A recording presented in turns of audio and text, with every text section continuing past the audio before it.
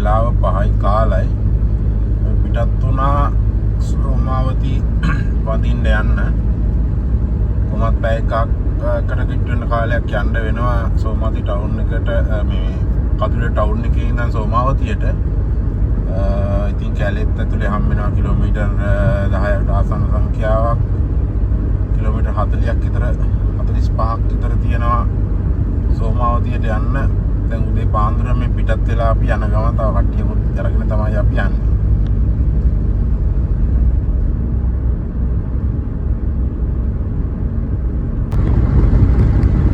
අපි දැන් මේ සෝමාවතිය කිට්ටු කරලා ඉන්නේ. උදේ 6ට ආසන්න වෙලාවේ ඉරුදාව මේ පැත්තෙන් වෙනවා. නැගේර පැත්තේ සෝමාවතී පන්සලට දැන් තාම ආසන්න ඉන්නේ. සෝමාවතී වනෝද්‍යානයේ මැද්දේම මේ දැන් උදේ යන ගමන්.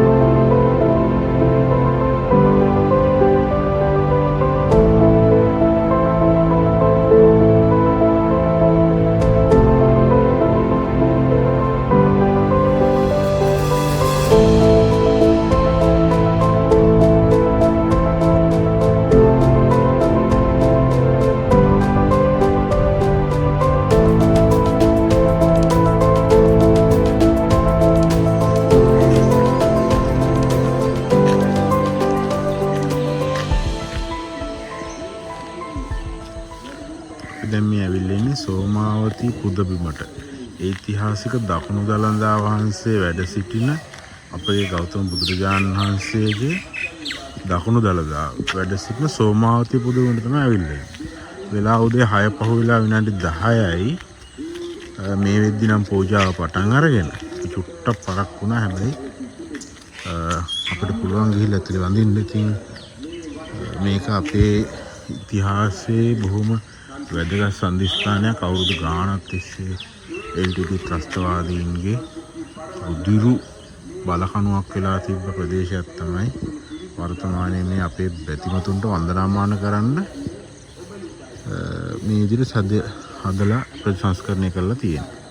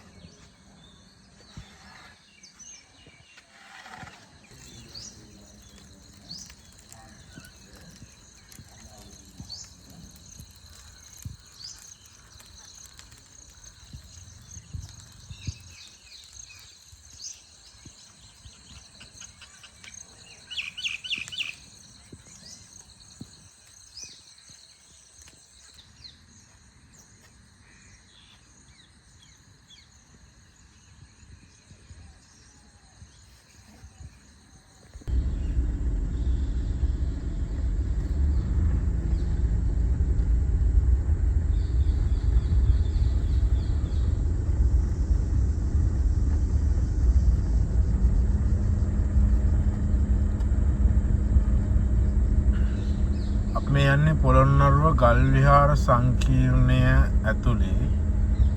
ඉතින් මේක මේ පෙර රජදරුවෝ හදපු ලස්සන විහාර සංකීර්ණයක්. මෙතන අපේ ශිෂ්ටාචාරවල පොළොන්නරු ශිෂ්ටාචාරයේ බිහිවෙච්ච වැදගත් දේවල් ගොඩාක් තියෙනවා. ඉස්සරහා දැන් අපි මේ යනකොට අපිට හැරෙන්න තියෙනවා ගල් විහාරයට යන්න පුළුවන් කෙලින්ම ගියොත් ආරාම තියෙන පැත්තට යන්න පුළුවන්. ඒ වගේම මේ ශිව දේවාල වලට හැරෙන්න පුළුවන් මෙතනින්.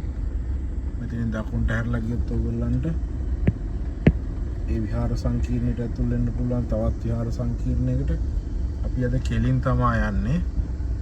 කෙලින් ගිහිල්ලා ඔයගොල්ලන්ට පෙන්වන්න කොහොමද මේ ගල් විහාරය පැත්තේ කොහොමද තියෙන්නේ කියලා. අද මේ පාරේ යන්නේක තමයි අපි කරන්නේ. පොළොන්නරුව ගැන කතා වෙද්දි මේ පිරිවෙන් සංස්කෘතිය ගැන අපි බොහොම ඉතිහාසයෙන් කතා කරන දෙයක්. ආලාහන පිරිවෙන ඒ පිරිවෙන් සංකීර්ණයට ඇතුල් වෙන පැත්ත තමයි ඔය වම් පැත්තෙන් තියෙන. ඒ වගේ රංකොත් වෙර ගල් විහාර සංකීර්ණයට ඕගලන්ට යන්න පුළුවන්. මේ මෙතනිනුත් ඕගලන්ට ඇතුල් වෙන්න පුළුවන් මේ ගල් විහාර සංකීර්ණයට.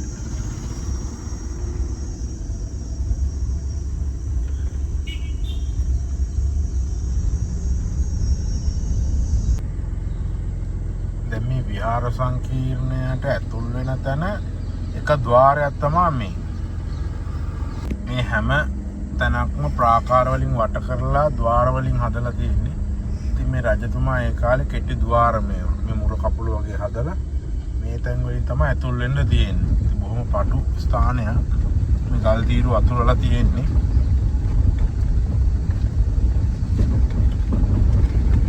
හරි. මේ දෙපැස්ස තවත් ඔය ගඩොල් වලින් කරපු නිර්මාණ තියෙනවා. මේවා අතීතේ භාවිතා වෙච්ච අපි සල්පිල් කියලා කියන්නේ ඔය පොඩි කඩපේලි විදියට අතීතේ භාවිතා වෙච්ච තැන් තමයි මේ තියෙන්නේ. මේක මේ පුරා විද්‍යාව වටිනාකමක් තියෙන තැන්. ඉතින් ඉස්සර මේවල කෑම බීම සලු පිලි විකුණපු තැන් තමයි මේ දෙපස ඔයගොල්ලන්ට මේ පේන්න තියෙන පොඩි ගල් පේලියක් අතුල කඩමණ්ඩි වගේ හදලා තියෙනවා. ප්‍රමාණ කරද්දි වර්තමානයේ මේ වගේ පරිසරයටත් මූලිකත්වය දීලා තියෙනවා. මේ වගේ ගස් තියෙන තැන් බේරලා කරලා තමයි මේවා හදලා තියෙන්නේ. ඉතින් ඒ ස්වභාව සෞන්දර්ය රැක ගන්න පුරා විද්‍යා දෙපාර්තමේන්තුව ඊට පස්සේ මේ සංවර්ධනය කරපු ආයතන ගොඩක් කැප වෙලා තියෙනවා. ඒගොල්ලන් තිබ්බා ලේසියෙන් මේ ඉස්සරහා පේන ගහත් අයින් කරලා මේක තනි පාරක් විදිහට සංවර්ධනය කරන්න බෑ. එහෙම කරලා නැහැ.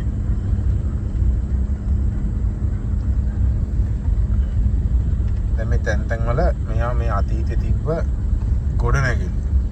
මේ නාගරික ප්‍රදේශයක් වගේ තමයි අතීතේ මේ හරිය තිබිලා තියෙන සංවර්ධනය වෙලා. අපි ඒ කැලල තමයි දැන් මේ කොටස පහු කරේ. පොළොන්නරුවේ ණය එන්න මොන තැනක් තමයි මේ පරාක්‍රම සමුද්‍රය. අතීතයේ හිටි රජවරු හදපු මහා වාරි කර්මාන්තයක් තමයි පරාක්‍රම සමුද්‍රය කියලා කියන්නේ. සාමාන්‍යයෙන් මේක ගත්තොත් අක්කර අඩි දහස් ගානකින් ලක්ෂ ගානකින් පිරලා තියෙන ලොකු වැවක්. මේක මිනිසා විසින් නිර්මාණය කරපු වැවක්. දැන් ඔයගොල්ලන්ට බැලුවොත් එහෙම S2කට පේනවා. මම හිතන්නේ මේ කැමරාවට පේන්නේ නැහැ. මේ දවස්වල එහා පැත්තේ වනෝද්‍යානය. මෙන්න මේ සීමාවෙන් ඔබට තියෙන්නේ මින්නේරිය, ඊට පස්සේ ගිරිතලේ, වස්ගමුව කියන ওই වනෝද්‍යාන සෙට් එක තමයි එහා පැත්තේ තියෙන්නේ. ඉතින් අද මම මේ රෙකෝඩින් එක ගන්නේ 2025 ඔක්තෝබර් මාසේ 4 වෙනිදා. මේ වෙනකොට ජලාශය වතුර මට්ටම ගොඩාක් පල්ලෙහා මට්ටමකට සාමාන්‍ය පල්ලෙහා මට්ටමක් කියමුකෝ. ගොඩාක් පල්ලෙහා මට්ටමක් නෙමෙයි. දැන් ඔයගොල්ලෝ මේ පේන සුදු පාට මේ ලයින් එක, මේ සුදු පාට ලයින් එක වෙනදට වතුරෙන් යට වෙලා තියෙන්නේ. මේ ගොඩක් දුරට මේ කළු පාට ලයින් එක තමයි වතුරෙන් උඩ තියෙන්නේ. හරි. දැන් නාන තොටුපළවල් උනත් මතු වෙලා තියෙනවා ගොඩාක් පල්ලෙහා මට්ටමට. නැත්තම් මේක මහා සමුද්‍රයක්. ඉතින් ලොකුවට වතුර අඩු වෙන්නෙත් නැහැ. දැන් කුඹුරු සඳහා වතුර මේ වෙලාවේ නිකුත් කරනවා. හරි. ඉතින් ඒ හින්දා ජල මට්ටම වර්ෂාව නොලැබුණොත් සීඝ්‍රයෙන් අඩු වෙලා යනවා. වැවේ ස්මත්තේ ඉඳන් මේ බන්ට් එකේ ඉඳන් තමයි මම මේ ඔයගොල්ලන්ට මේ වීඩියෝ එක අරන් එන්නේ. මේ බන්ට් එකත් කිලෝමීටරයකට ආසන්න සංඛ්‍යාවකට වඩා මම හිතන්නේ දිගයි. හරි. ඔයගොල්ලන්ට පේන්න තියෙනවා මේ වැවේ මැද්දේ පොඩි දූපත්. මෙතන චූටි දූපතක් තියෙනවා වැව මැද්දේ. හරිද? ඊට පස්සේ ඈත මෙන්න මේ ඉසව්වෙන් දූපතක් තියෙනවා සීතමාලිගාව කියලා අපි කියනවා. හරිද? එතකොට මේ රජතුමා හදපු දේවල් වෙන්නත් පුළුවන්. ගොඩක්ම දුරට ඉතින් පොළොන්නරුවවත් අනිවාර්යෙන් එන්න ඕන තැනක් තමයි මෙතන. ඇවිල්ලා ඔයගොල්ලෝ මොන හරි ගෙනාපු දෙයක් තියෙනවා නම් කාලා බීලා නැත්තම් උයාගෙන කන්නත් පුළුවන්. නාලා කරලා බොහොම පරිස්සමට තමන් ගෙනාපු දේවල් වලින් මතක සටහන් පමණක් ඉතුරු කරලා අනිත් දේවල් ගෙනාපු තැන් වලට අරන් යන්න කියලා ආදරණීය ඉල්ලීමත් මම මේ වෙලාවේ ඔයගොල්ලන්ගෙන් කරනවා.